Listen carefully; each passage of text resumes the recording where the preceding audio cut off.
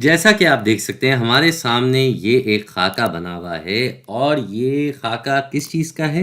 ये बता रहा है कि रोमनी नंबर जो होते हैं वो आम तौर पे अंग्रेज़ी नंबर के किस तरह से बराबर होते हैं, क्या नुमाइंदगी इनकी होती है। मिसाल के तौर पे ये जो आई अंग्रेज़ी का हुरूफ है ये 1 की नुमाइंदगी करता है, ये वी है, ये सारे अंग्रेज़ी के हुरूफ हैं। तो ये वी कहलाया जाता है जो कि 5 के बराबर होता है। ये एक्स जो है ये 10 के बराबर होता है। एल फिर आता है अंग्रेज़ी का हुरूफ जो कि 50 के बराबर है। फिर ये सी है बड़ा सी, ये 100 के बराबर, ये डी है ये 500 के बराबर और आखिर में अंग्रेज़ी हुरूफ एम जो कि 1000 के बराबर है। तो हम बाकी नंबरों को किस तरीके से लिखते हैं, क्या हिसाब किताब है भाई? वैसे तो देखा जाए तो यहाँ अंग्रेज़ी में 2 नंबरों की जगह मिला के 10 लिखा जा रहा है, लेकिन यहाँ रोमनी में सिर्फ एक एक्स से काम चल जाता है। इसी तरह ये 100 नंबर, ये 500 नंबर, ये 3-3 जगह ले रहे हैं, 3 नंबरों की जगह आती है तब जाके 100 बनता है। और यहाँ पे सिर्फ एक सी ही काफ़ी है 100 बताने के लिए। लेकिन ऐसा नहीं है कि रोमनी नंबर हमेशा ऐसे ही कम लिख के बताए जाते हैं। मिसाल के तौर पे अगर हम अपने पास ये नंबर देख लें तो एक तो हमें पता है कि ये रोमनी में इस आई के बराबर होता है। तो 2 नंबर किसके बराबर होगा? 2 नंबर के लिए हमें इस आई को 2 बार लिखना होता है ऐसे। ये होता है भई 2। 3 नंबर के लिए हम इसी तरह से ये 3 बार लिखते हैं और इसको हम ऐसे भी लिख सकते हैं और इस तरह पूरा करके आए करके भी लिख सकते हैं। इसको ज़रा तमीज़ से मज़ीद लिख देते हैं हम। तो ये हमारे पास आ गया 3। इसको हमने ऐसे करके ये डंडे भी लगा दिए। तो ये हो गया भाई 3। तो अब अगर ऐसे 4 की बात की जाए तो इसके लिए क्या हम ऐसे ही 4 डंडे लगाएंगे? नहीं, हम ऐसे 4 डंडे नहीं लगाएंगे।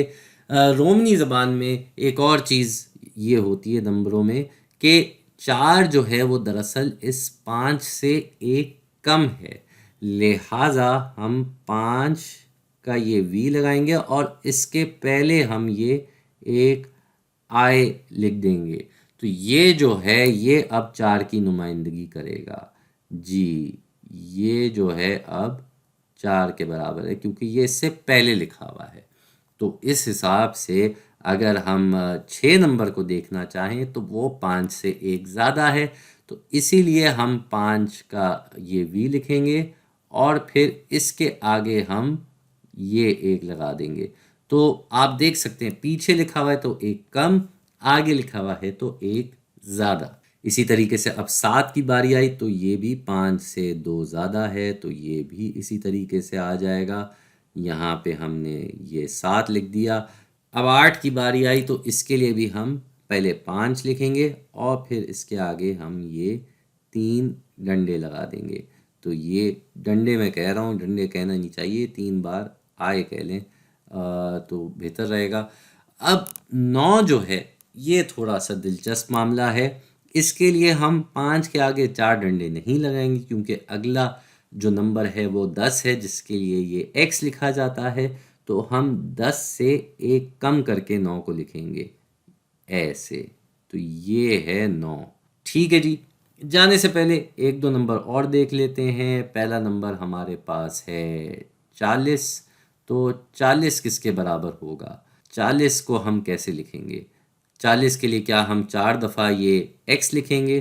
क्योंकि 30 के लिए तो हम यही करते हैं। 30 जो होता है वो 3 दफ़ा आपको ये x लिखना होता है तो ये 30 के बराबर होता है।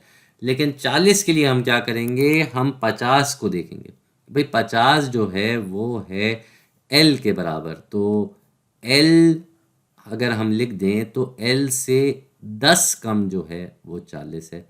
लिहाजा हम यहाँ पे l की बाईं जानिब x लिख देंगे। तो l से 10 कम, 50 से 10 कम 40।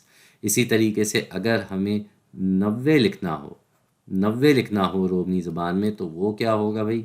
वो भी कुछ इसी तरह होगा। 90 क्या है भाई? 90 है c, मतलब 100 से 10 कम। तो हम पहले यहाँ पे c लिख देंगे और इसके पहले हम 10 लिख देंगे। तो आप देख सकते हैं हमने 90 के लिए एल के आगे 4 दफ़ा 10 नहीं लिखा, एल की दाईं जानिब 4 दफ़ा 10 का एक्स नहीं लगाया, हमने सिर्फ 100 से 10 कम किया और हम 90 पे आ गए।